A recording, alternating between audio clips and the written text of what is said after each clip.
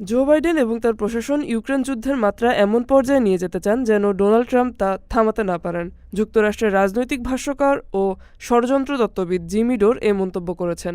তিনি হুঁশিয়ারি উচ্চারণ করে বলেন, জো বাইডেন প্রশাসন এমন একটি যুদ্ধ শুরু করতে চান যা ডোনাল্ড ট্রাম্প থামাতে পারবেন না। রাশিয়ার বিরুদ্ধে মার্কিন নেতৃত্বাধীন প্রক্সি যুদ্ধের জবাবে রুশ প্রেসিডেন্ট ভ্লাদিমির পুতিনের সংযম প্রদর্শন অব্যাহত রাখা উচিত বলে মনে করেন জিমি ডোর।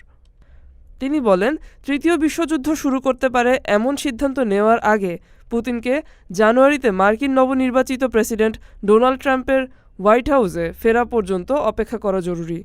23 নভেম্বর এক সাক্ষাৎকারে জিমি ডোর এসব কথা বলেন। তিনি আরও বলেন, পুতিন একজন যুক্তিবাদী নেতা, তিনি অভিজ্ঞ ব্যক্তি। ডোনাল্ড ট্রাম্প প্রেসিডেন্ট না হওয়া পর্যন্ত তিনি যে কোনোভাবে হোক নিজেকে আটকে রাখতে পারবেন।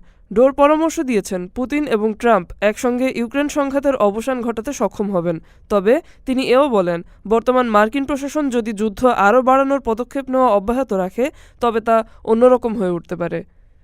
ডেস্ক রিপোর্ট, আজ বার্তা, ঢাকা।